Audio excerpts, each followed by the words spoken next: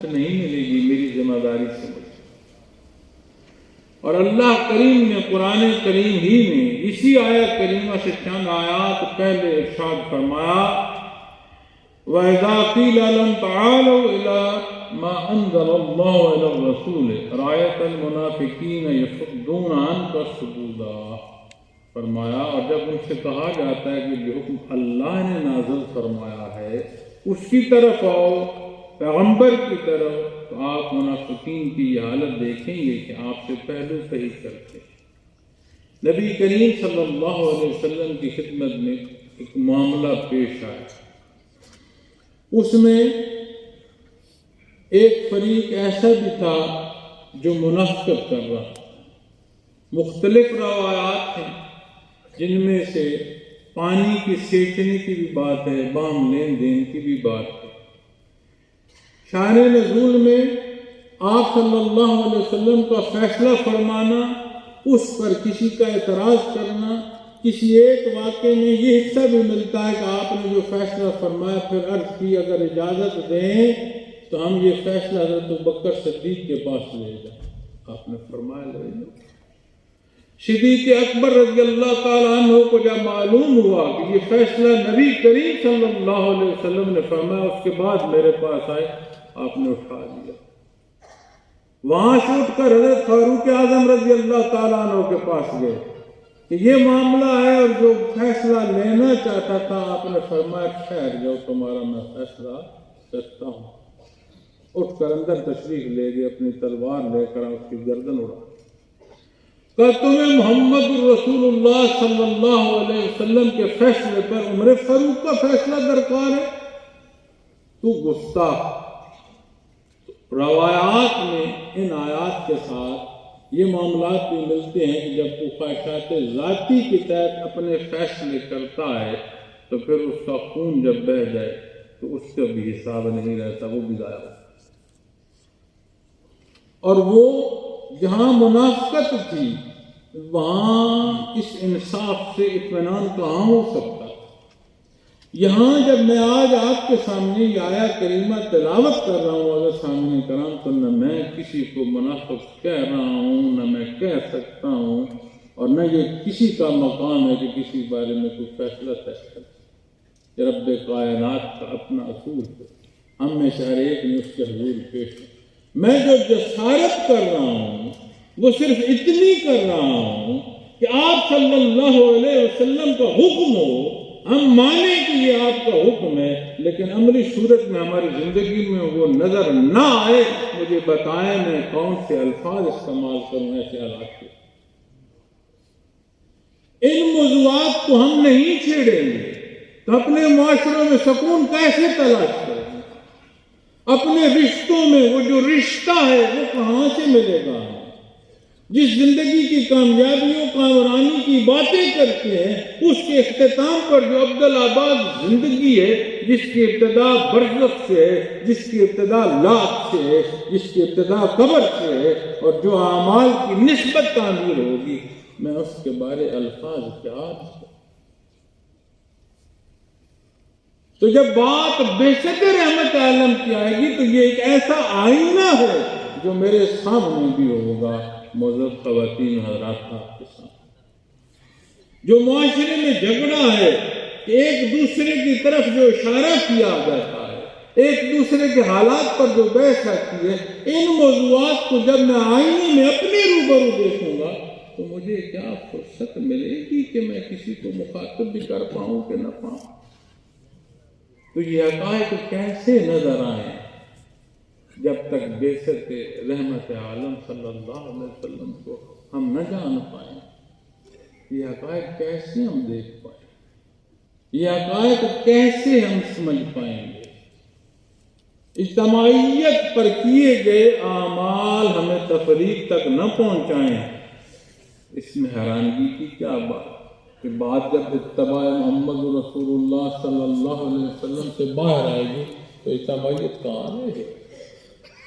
تو یہ وہ موضوعات ہیں، یہ وہ پہلو ہیں جو ارشادات محمد رسول اللہ صلی اللہ علیہ وسلم سے جہاں مجھے مخاطب فرمایا نبی کریم صلی اللہ علیہ وسلم کی خدمت میں ایک کمزور نہیں، حیثیت میں بھی کم ترین تشریف فرما ہے مشہد لطیف۔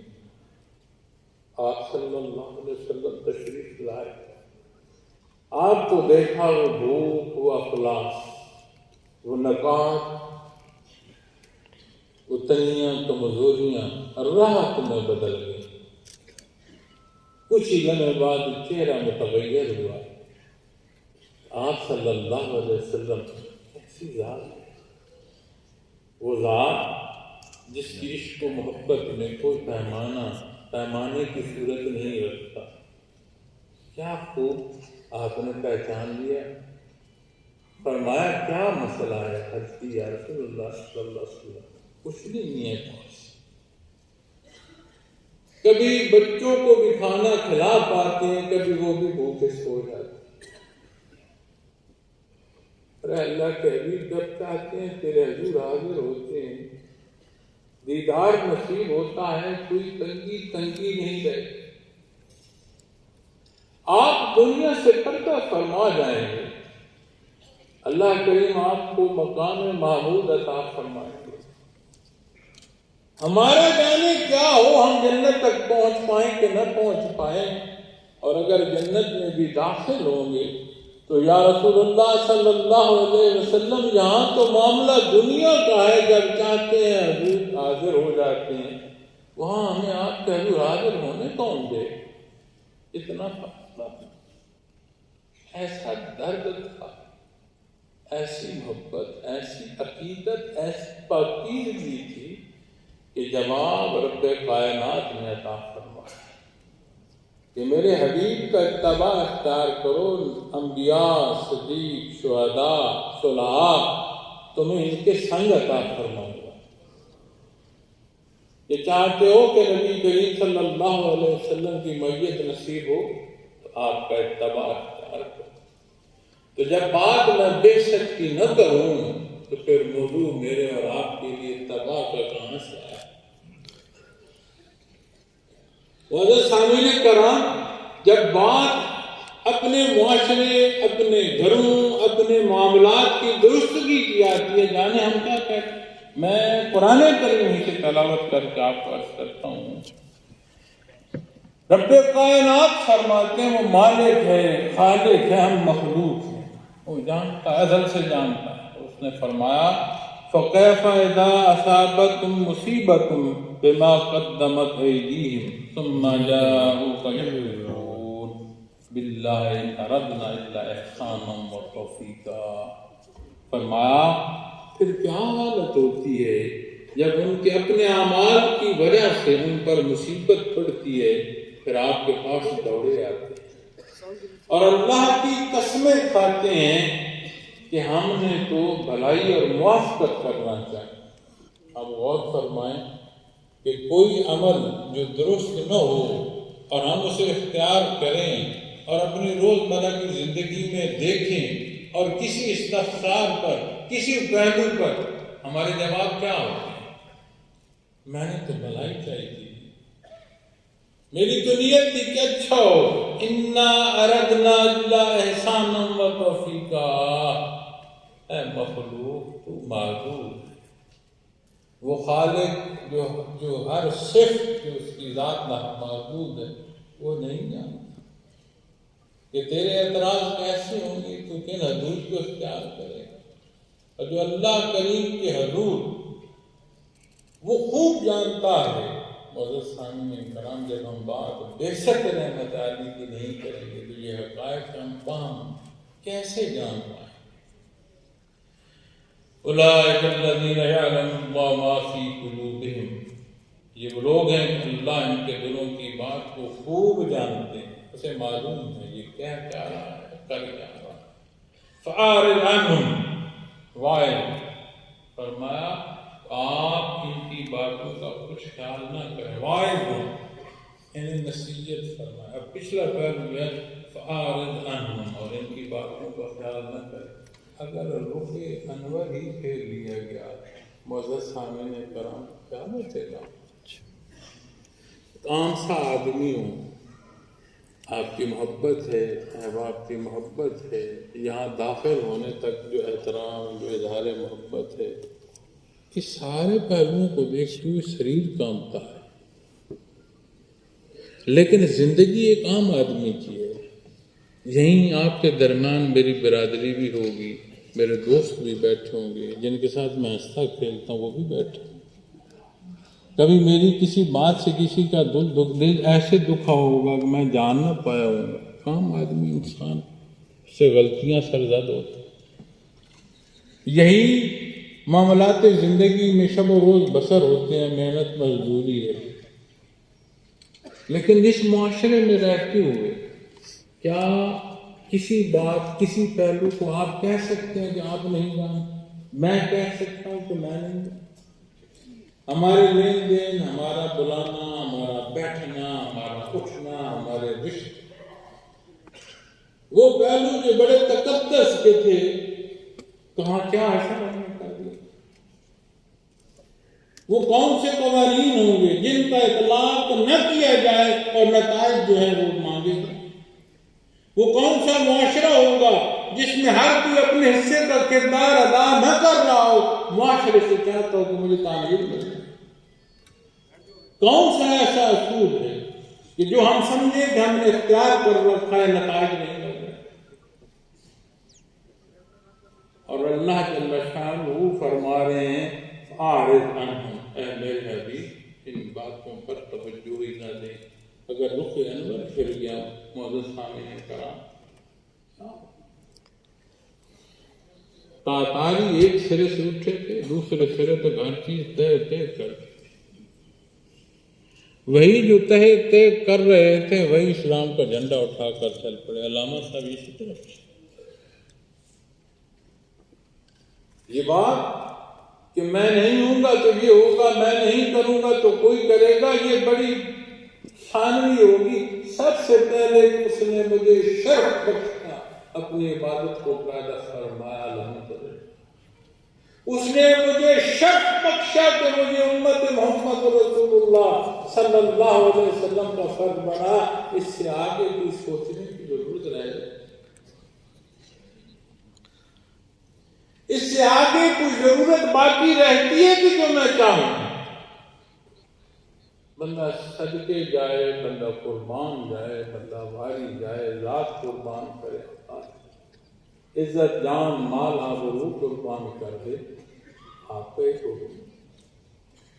میں دیکھ رہا تھا واقعہ معزز سامعین کرام، تو میں نے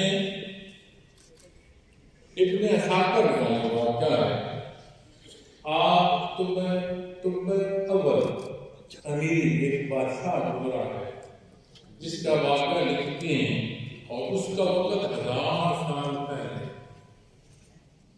1000 سال پہلے آپ صلی اللہ علیہ وسلم کی ولادت ہوگا۔ یمن کا بادشاہ ہے، اور جب نکلا تو 12,000 کے قریب لگ بھگ تو صرف اس کے ساتھ علماء اور حکام، کوئی 1.25 لاکھ 1,32,000 کے قریب اس کی فوج جو تھی سوار کی، اور اتنی لگ بھگ 1.25 لاکھ کے پیدل لوگوں کی قیادت، اور اتنا کچھ سامان اور اٹھایا اور جلا، تو وہ جہاں سے گزرتا تھا مخلوق صرف دیکھنے کو جمع ہوتی، تو وہ سفر کرتا مکہ مکرمہ پہنچا تو اہل مکہ کوئی نہ آئے اس کے دیکھنے کے لیے جاؤ جلا۔ اس نے پوچھا وفا سے کہ یہاں کا کیا معاملہ ہے؟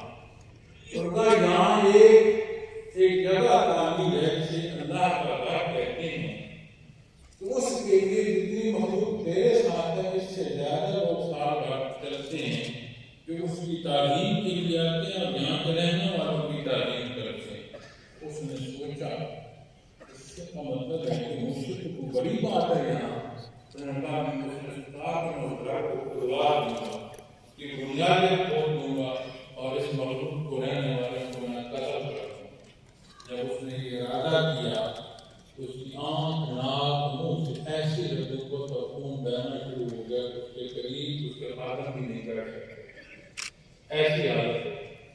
بے شمار پہلوؤں سے علاج ہوئے،